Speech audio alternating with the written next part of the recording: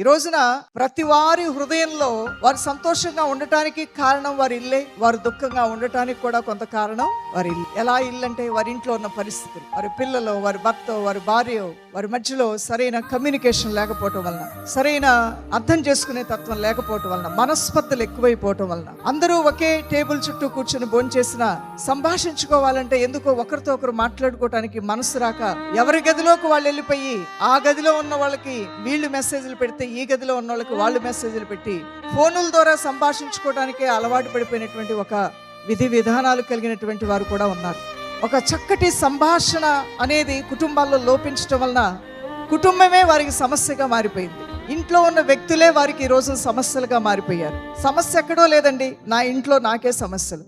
ఎలాంటి సమస్యలు? అపార్థాలు, మాట్లాడుకోకపోవటం, తల్లి బిడ్డ అపరిచితులుగా ఉండటం, ఒకరితో ఒకరు మనసిప్పి మాట్లాడుకోవటానికి మనసు లేకపోవటం, అపరిచితులు. ఒక ఇంట్లోనే ఉంటూ కూడా పరిచయస్తులుగా ఉండట్లేదు. ఒక ఇంట్లో ఉంటూ కూడా ఒకరి కళ్ళల్లో కళ్ళు పెట్టి ఒకరిని ఒకరు చూస్తూ మాట్లాడుకునే రోజులు తగ్గిపోతూ ఉన్నాయి. దైవజనమా, సంభాషణలు అనేవి తగ్గిపోతూ ఉన్నాయి. మనసిప్పి మాట్లాడుకోవటానికి ఇష్టపడట్లేదు.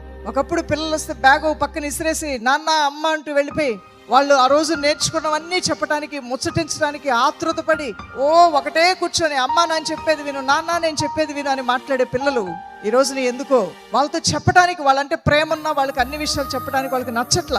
వారి మనసు ఎక్కడో దేనితోనో అది స్టక్ అయిపోయింది, ఆగిపోయింది. ఇలాంటి పరిస్థితులన్నీ కూడా ఈ నూతన సంవత్సరంలో చక్కబెట్టబడాలి. హల్లెలూయా. అవును, దేవుడి ఇల్లు కట్టిస్తే కట్టువాను ప్రయాస వ్యర్థం కాదు. నీ కుటుంబం అనేది ఈ రోజున ఏ స్థితిలో బీట్ల వారిపోయిన పరిస్థితిలో ఉన్నా, అది పడిపోయే పరిస్థితిలో ఉన్నా, అది విడిపోయే పరిస్థితిలో ఉన్నా, నీ ఇంటిని దేవుడు పూర్తిగా కట్టాలని ఆశపడుతూ ఉన్నాడు.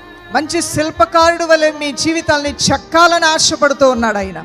ఆయన మంచి వైద్యుడి వలె మీ హృదయాలకు పడిన గాయాల్ని ఆయన ప్రేమనే మందుతో మిమ్మల్ని స్వస్థపరచాలని ఆశపడుతున్న గొప్ప దేవుడై ఉన్నాడు.